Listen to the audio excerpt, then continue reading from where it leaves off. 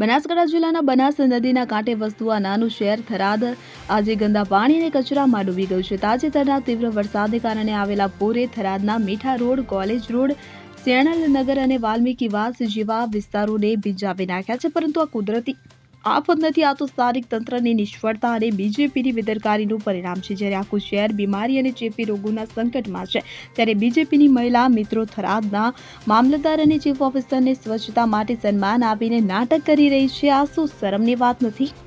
આ નકલી નાટકથી સ્થાનિકો રોષે ભરાયા છે. આ મામલે વાલ્મીકીવાસમાં રહેતી એક મહિલાએ રોષ ઠાલવતા જણાવ્યું કે અહીં મેઇન બજાર જવાનો એકમાત્ર રસ્તો છે. અહીં તમે કચરો જોઈ શકો છો. બીજેપીની મહિલા મિત્રો, તમે અધિકારીઓને સન્માન કરો છો તે સારી વાત છે, પણ તમારે તે પહેલા ગંદકીની હકીકત તેમને બતાવવી જોઈએ. જો પાણી અને કચરાનો નિકાલ ન કરવો તો સન્માન કરવાનો કયો અર્થ? આ મહિલાના શબ્દોમાં જ થરાદના સ્થાનિકોની વાસ્તવિકતા સમાયેલી છે. મીઠા રોડ પરના કોલેજ વિસ્તારમાં પૂરનું પાણી ઘરોમાં ઘૂસી આવ્યું છે, તો કચરાના ઢગલા વહીને રસ્તાઓ પર આવી ગયા છે અને આખા શહેરને ગંદુ કરી દીધું છે. પરંતુ તંત્રના અધિકારીઓને કંઈ ફરક પડતો નથી. તેઓ તો સ્વચ્છ ભારત અભિયાનના નામે ફોટા અને વિડીયો પડાવી રહ્યા છે.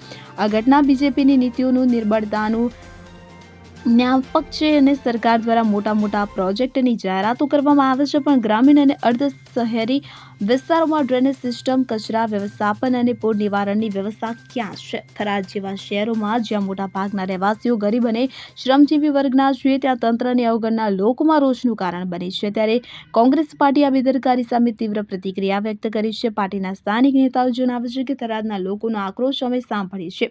બીજેપીના નકલી વચનો અને તંત્રની નિષ્ક્રિયતા સામે અમે લડીશું. તાત્કાલિક રાહત, ડ્રેનેજની મરામત અને જવાબદારી નક્કી કરવા માટે અમે તંત્રને જગાડીશું. આમ સ્વચ્છતા માટે સન્માન આપવાને કારણે અધિકારીઓને પુરસ્કાર મળે છે, પણ ગરીબોના ઘરોમાં ઘૂસતા ગંદા પાણીની જવાબદારી કોણ લેશે? જ્યારે કેન્દ્ર અને રાજ્ય સરકારો સ્વચ્છ ભારતના 10 વર્ષની ઉજવણી કરી રહી છે, ત્યારે જમીન પરની હકીકત આવી જ છે.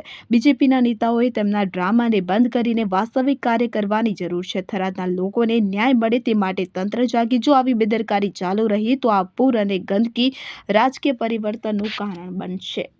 Bureau report, CN24 news. હવે જુઓ દેશ દુનિયાની તમામ ખબરો તમારી આંગળીના ટેરવે. ઉઠાવો મોબાઈલ અને Google Play Store પરથી ડાઉનલોડ કરો અમારી CN24 ન્યૂઝ મોબાઈલ એપ.